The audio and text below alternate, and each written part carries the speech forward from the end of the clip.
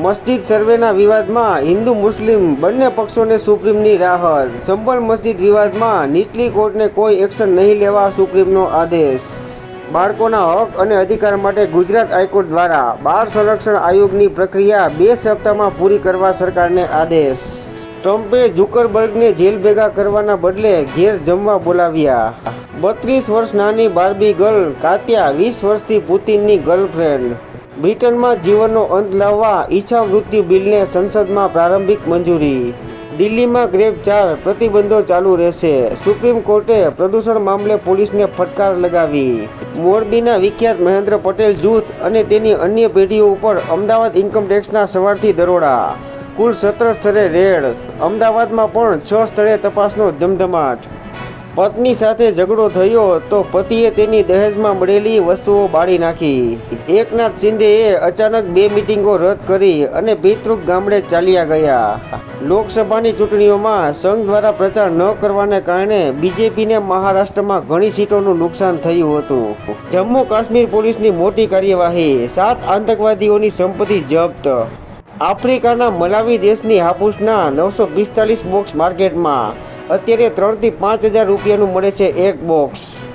ભારતીયો દુબઈમાં કરોડોની સંપત્તિ છુપાવીને બેઠા છે। આયકર તપાસમાં ધડાકો। તપાસમાં દુબઈ કનેક્શન। 500 જેટલી સંપત્તિ એવી છે જેની તપાસ થઈ શકે છે। વિવાદ વચ્ચે જૂનાગઢના 3 મંદિરના વહીવટદાર તરીકે મામલતદારની નિમણૂક। કચ્છમાં 1 કરોડના કોકેઇન સાથે 5 ઝડપાયા। PMJAYમાં 70 વર્ષથી વધુ ઉંમરના વૃદ્ધ લોકોની નોંધણી ધીમી।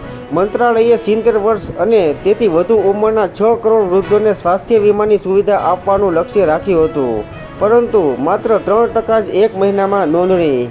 68 મહાનુભાવોએ મોદીને પત્ર લખીને ચિન્મય કૃષ્ણદાસને છોડાવવાની માંગણી કરી। મુંબઈ બોલિવૂડની સુપ્રસિદ્ધ અભિનેત્રી શિલ્પા શેટ્ટી અને તેના પતિ રાજ કુંદ્રાના ઘરે ઈડી ત્રાટકી। UAEમાં મેન્સ અંડર 19 એશિયા કપ કુલ 8 ટીમો ભાગ લેશે। આજે ભારત અને પાકિસ્તાન વચ્ચે ટક્કર। ચૂંટણી પહેલા કોંગ્રેસ દ્વારા કરાયેલા આંતરિક સર્વેમાં હારનો સંકેત મળ્યો હતો। કોંગ્રેસે ઓક્ટોબરમાં જ મહારાષ્ટ્ર ગુમાવ્યું હતું। EVM માત્ર એક બહાનું છે। ગુજરાતની કોર્ટમાં 15 લાખથી વધુ કેસનો ભરાવો। જ્યુડિશિયલ ઓફિસરની 535 જગ્યા ખાલી। કર્ણાટકના ચિત્રદુર્ગના કોનાનુર ગામમાં એક ઘટના ઘટી।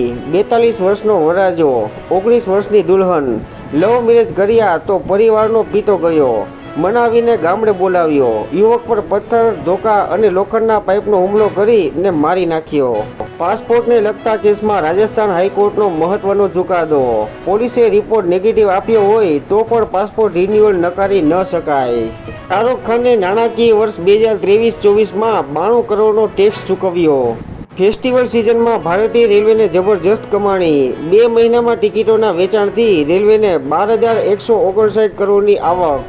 1 લાખની લાંચ લેતા પાલનપુરના 2 સર્વેયર ભાવેશ પાતાણી અને રામભાઈ ચૌધરી આબાદ ઝડપાયા। ACBના વડા શમશેરસિંહનો લાંચિયા સામેનો જંગ યથાવત।